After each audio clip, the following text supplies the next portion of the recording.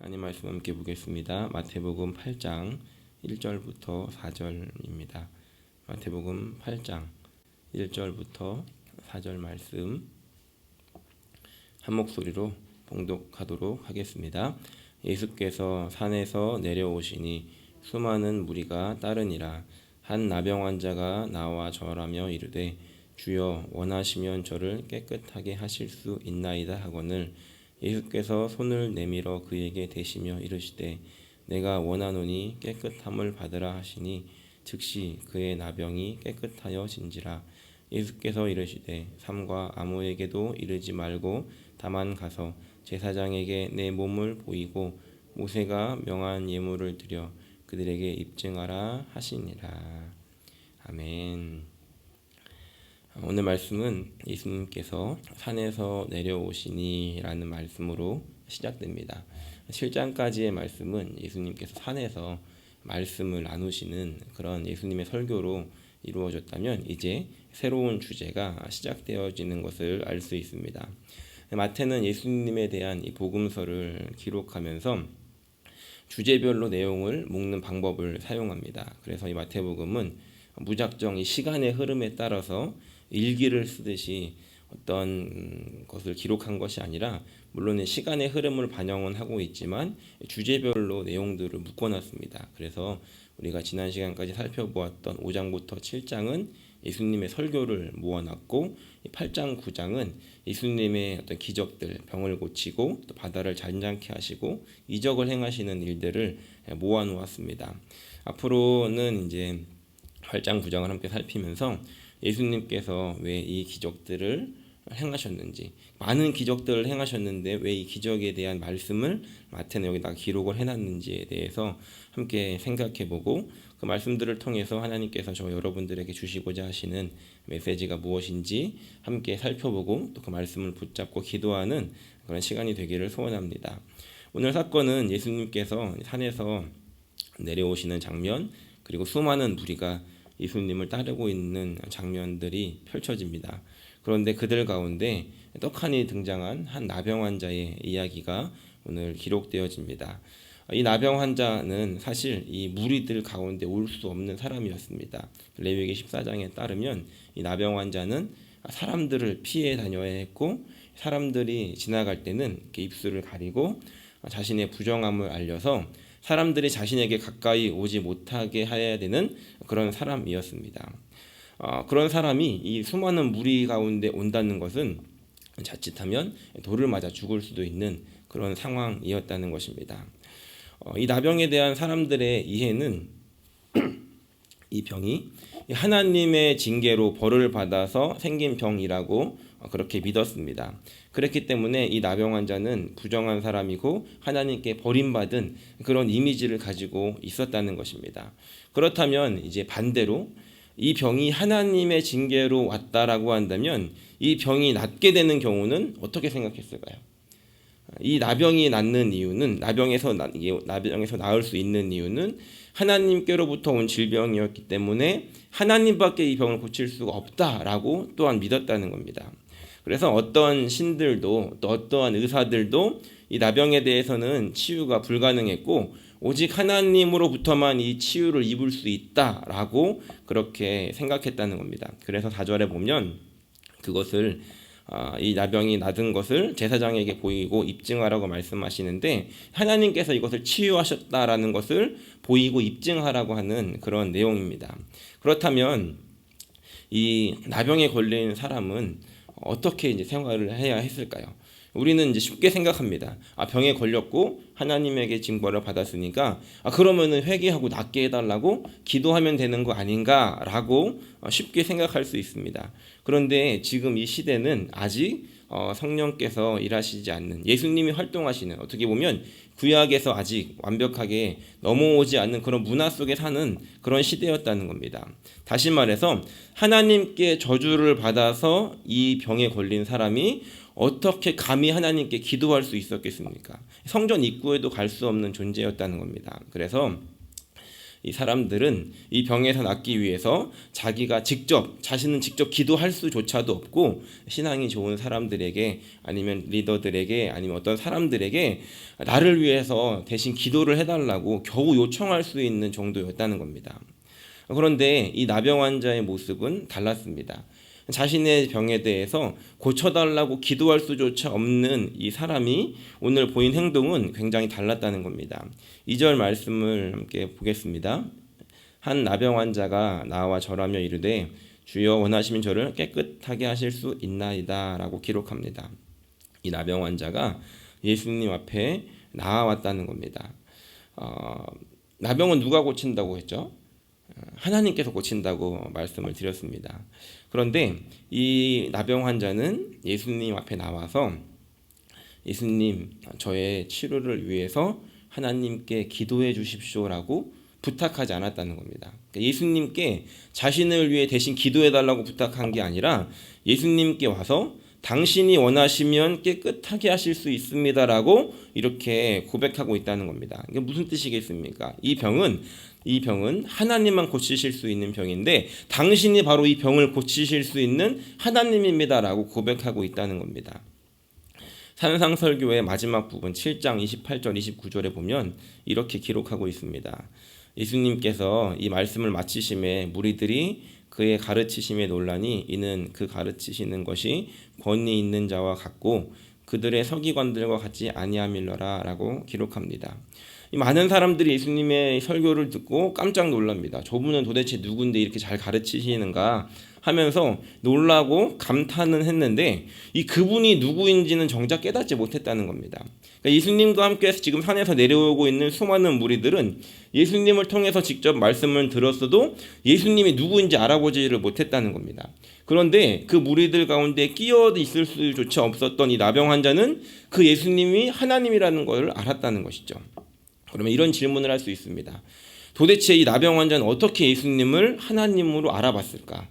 그 수많은 무리들이 예수님께 직접 설교를 들었던 이들은 알아보지 못했는데 이 나병 환자는 어떻게 예수님이 하나님이라는 것을 알아봤을까? 도대체 누가 가르쳐줬을까 하는 질문을 우리는 던질 수 있습니다.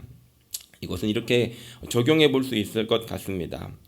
무리들과 같이 지금 예수님 앞에서 많은 설교를 듣고 깜짝 놀랐던 이 사람들과 같이 마치 머리에 이 하나님에 대한 지식을 쌓는다고 해서 하나님을 알아볼 수 있는 게 아니라는 겁니다. 하나님에 대해서 많이 안다지만 정작 이 육신의 몸을 입고 오신 그 하나님, 그 예수님을 알아보지 못했다는 겁니다. 성경을 달달 외웠던 서기관들도 예수님을 알아보지 못했고 이 율법을 하나라도 빼먹지 않고 지키기 위해서 열심히 했던 바리새인들도 예수님을 하나님으로 알아보지 못했다는 겁니다. 쉽게 말해서 이 바리새인들, 서기관들, 많은 무리들이 만난 이 예수라고 하는 존재는 그저 조셉의 아들, 나사렛 출신의 목수, 성경을 잘 가르치는 사람, 기적을 일으키는 사람, 이 정도까지만 받아들였지 이 예수님과 함께 있으면서도 하나님의 아들로 인식하지 못했다는 겁니다. 같은 공간 안에 있지만 인식하지 못하면 만난 게 아니라는 것이죠. 하나님과 같은 공간 안에 있지만 그들이 하나님으로 인정하지 못했기 때문에, 인식하지 못했기 때문에 그들은 하나님을 만나지 못했다는 겁니다. 그런데 이 나병 환자는 이 예수님이라는 존재를 하나님의 아들로, 하나님 그분이셨다는 것으로 받아들이고 있다는 겁니다. 그는 하나님을 알아봤고 인식했고 하나님을 만났다는 겁니다. 무엇이 이 차이를 만들어냈는가? 이것은 바로 열망의 차이가 다른 결과를 가지고 오게 됐다는 겁니다. 나병 환자에게 있어서 이 병은 하나님만 치유하실 수 있는 병이었기 때문에 이 나병 환자는 하나님을 만나야 됐습니다. 하나님의 은혜가 아니고는 치유받을 수 없기 때문에 그 하나님의 은혜 입기를 누구보다 갈망했을 것입니다. 그렇다면 누가 하나님을 만나는가? 누가 하나님의 임재를 경험하는가? 그것은 그 하나님을 갈망하는 사람, 그 하나님을 만나기에 열망하는 사람이 하나님을 만난다는 겁니다. 바라기는 오늘 이 아침에 이 하나님의 은혜 입기를 갈망하고 하나님 그분을 만나기를 간절히 바라는 기도가 오늘 저 여러분들에게 있기를 간절히 소원합니다. 그리고 그 하나님을 향한 그 기도를 통해서 하나님의 일하심과 그 하나님의 임재를 우리가 알아볼 수 있는 그런 저 여러분들이 되시기를 간절히 축원합니다. 두 번째로 이 나병 환자는 이제 예수님을 하나님으로 믿었습니다. 그런데 그가 예수님께 하는 고백은 조금 소극적으로 보여집니다. 2절을 다시 한번 보면 이렇게 기록하는데 주여 원하시면 저를 깨끗하게 하실 수 있습니다 라고 이렇게 조건을 답니다. 지금 예수님이 하나님인 거를 알았죠. 그렇다면 와가지고 예수님 저를 빨리 고쳐주십시오라고 이렇게 담대하게 말했을 법도 한데 이 환자는 와서 예수님에게 주님이 원하시면 이라는 조건을 붙이고 있더라는 겁니다. 왜 이런 조건을 달았을까? 이 나병은 하나님께 징벌을 받은 병이라고 말씀을 드렸습니다. 그래서 이게 죄의 문제인지 어떤 문제인지는 모르겠지만 자신이 하나님께 잘못했기 때문에 생긴 병이라고 믿었다는 겁니다. 그래서 이 나병 환자는 그 이유를 알 수 없었음에도 불구하고 아니면 적어도 자신이 지은 그런 죄의 결과라고 이 질병을 받아들이고 있었다는 겁니다. 그래서 이 나병 환자는 지금 그냥 아픈 사람으로 예수님 앞에 엎드려 있는 게 아니라 이 죄인된 자세로 예수님 앞에 엎드려서 지금 있다는 겁니다. 그러면 이제 이런 걸 생각을 해볼 수가 있죠. 그러니까 죄 지은 사람이 당당하게 이 벌을 받다가 이 벌을 내린 사람에게 가가지고 이제 벌을 좀 그만 내리십시오라고 말할 수 있겠는가? 이 벌의 대가를 받고 있는 사람이 어떻게 그렇게 말할 수가 있겠습니까? 지금 이 나병 환자도 그런 자세였다는 겁니다. 지금 자신이 환자로 있는 것이 아니라 죄인된 자세로 예수님 앞에 엎드려서 예수님께 이 자신의 원함을 이야기하고 있다는 겁니다. 그래서 지금 예수님에게 혹시 저를 고쳐주실 수 있을까요? 나의 죄로 인해서 이 병에 걸렸지만 당신이 원하신다면 당신이 용서해 주신다면 저를 고쳐주실 수 있을 겁니다 라고 고백하고 있다는 겁니다. 그렇다면 이 나병 환자가 그 예수님 앞에 가기까지 그리고 이 고백을 하기까지 이 나병 환자 안에는 이런 갈등이 있었다는 걸 생각해 볼 수 있는데 그것은 무엇이냐면 자신은 죄 때문에 지금 이 병에 걸렸고 예수님 앞에 갔을 때 예수님이 과연 나를 받아주실까? 나 같은 거 받아주실까? 나는 이 죄 때문에 이 병에 걸렸는데 내가 이 죄를 가지고 하나님 앞에 나아갈 수 있을까? 하나님이 나를 받아주실 수 있을까? 라고 하는 이 갈등이 이 나병 환자에게 있었다는 것을 우리가 이 말씀을 통해 생각해 볼 수 있다는 겁니다. 오늘 저 여러분들에게 이 나병 환자를 통해서 우리가 가져야 하는 이런 마음이 있지 않아야 할까 생각해 봅니다. 우리는 하나님 앞에서 때로는 우리의 연약함 때문에 또 우리의 죄악 때문에 또 우리의 부족함 때문에 이런 생각에 가끔씩 빠져듭니다. 뭐냐면 하나님이 나를 사랑하실까? 내가 하나님 앞에 가면 하나님이 나를 다시 받아주실까? 내가 그동안 신앙생활을 이렇게 쉬었는데 내가 기도를 쉬었는데 내가 또 죄를 지었는데 내가 하나님의 말씀을 알고도 순종하지 못했는데 내가 다시 하나님 앞에 간다면 하나님은 나를 받아주실까? 라고 우리는 생각할 때가 있더라는 겁니다. 나병 환자도 마찬가지였다는 것이죠. 그런데 이 나병 환자가 이 죄인된 자세로 엎드려져서 예수님 앞에 그렇게 고백하고 있을 때 예수님께서는 이 나병 환자에게 다가가셔서 그러니까 왜 그랬어? 왜 그렇게 잘못을 했어? 무슨 죄를 진 거야? 라고 하지 않으셨다는 겁니다. 오히려 손을 내밀어서 그에게 대시며 내가 원한다 라고 말씀하셨다는 겁니다. 내가 너의 죄를 사해 주기를 원하고 내가 너를 용서하기를 원하고 너가 질병뿐만이 아니라 죄악으로부터 자유로워지기를 원한다 라고 예수님께서 말씀하고 계시다는 겁니다. 그리고 그 나병 환자에게 손을 대셨다는 것이죠.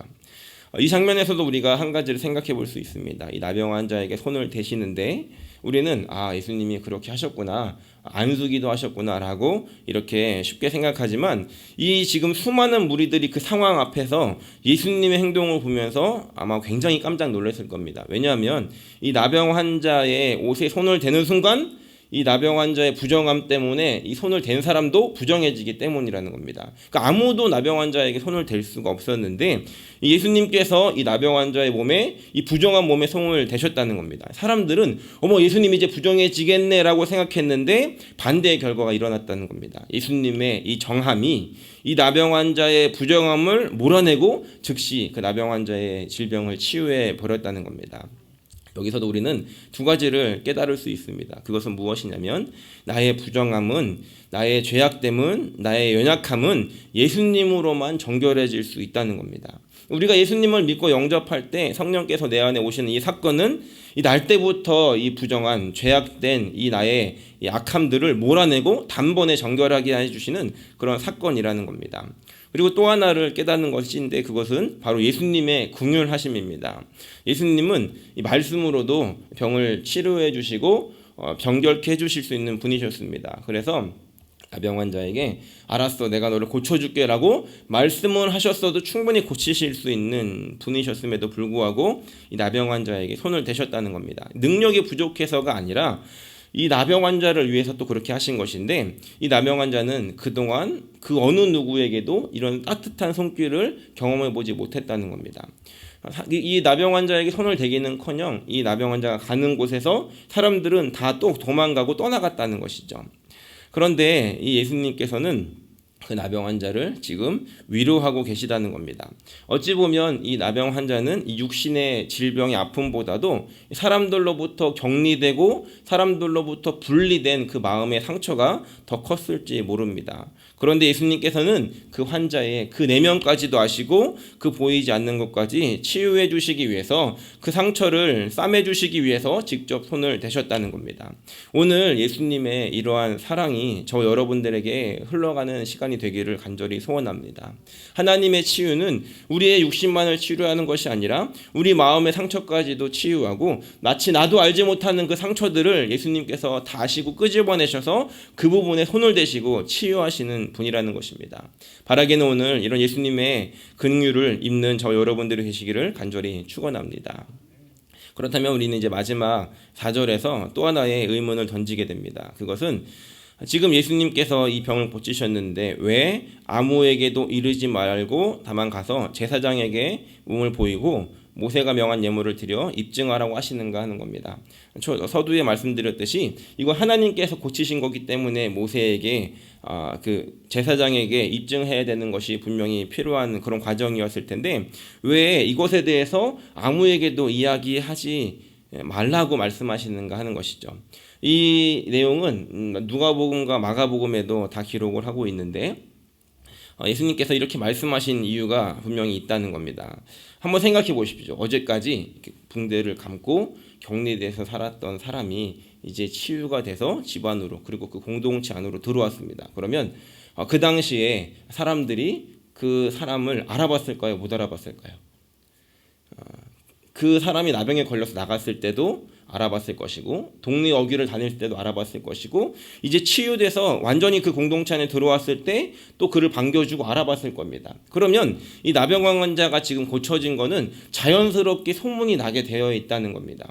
그런데도 불구하고 예수님께서는 아무에게도 이르지 말라라고 이건 비밀이다라고 말씀하셨는데 이 나병 환자, 치유된 이 환자에게 사람들이 와서 물어봤을 겁니다. 도대체 무슨 일이 있었대? 아니면은 그 상황을 봤던 사람들은 아니 예수님께서 그렇게 하셨다며 라고 하면서 이 나병 환자에게 왔을 텐데 어떻게 보면 이 사건은 예수님이 비밀로 해라고 말씀하셨지만 실상은 안 비밀이었다는 것이죠. 수많은 무리들이 봤고 또 이 환자가 치유돼서 다녔다는 것은 많은 사람들이 그에게 어찌된 일인지를 물어봤을 것이기 때문입니다. 그런데 예수님께서는 왜 굳이 아무에게 이르지 말라고 말씀하시는가?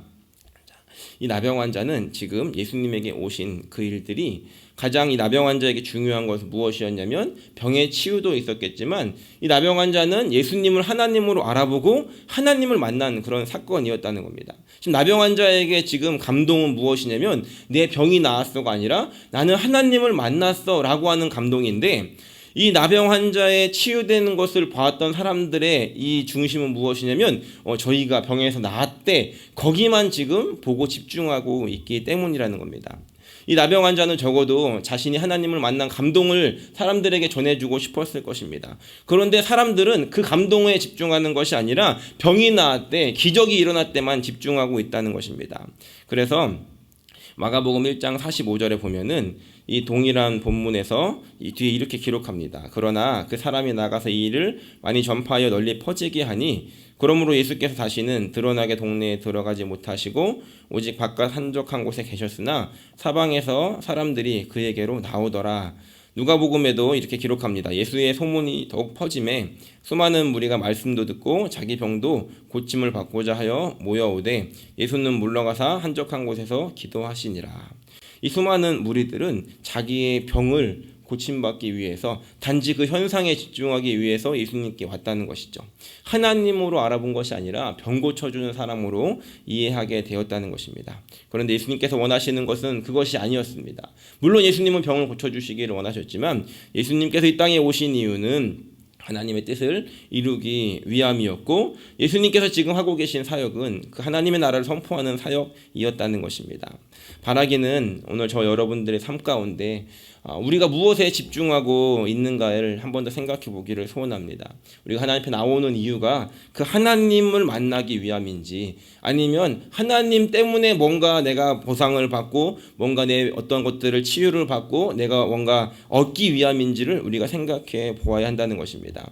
우리가 만약에 하나님 앞에 나오는 것이 어떤 다른 이유라고 한다면 하나님께서는 우리에게 그것에 대해서 비밀로 하시기를 원하실 것이고 반대로 하나님 그분을 만나기 원하는 그런 마음으로 우리가 하나님께 나아온다면 하나님께서는 오히려 모든 것들을 열어서 우리에게 다가와 주시고 또 우리의 필요한 모든 부분까지 채우시는 그런 하나님을 경험하게 된다는 것입니다. 바라기는 오늘 저 여러분들의 삶 가운데 이러한 하나님을 갈망하고자 하는 마음과 하나님께서 말씀하시는 것이 저희에게 비밀이 아니라 안 비밀이 되어서 많은 사람들에게 그 하나님의 나타내심을 보일 수 있는 그런 삶을 살아가는 저 여러분들이 되시기를 예수님의 이름으로 간절히 축원합니다.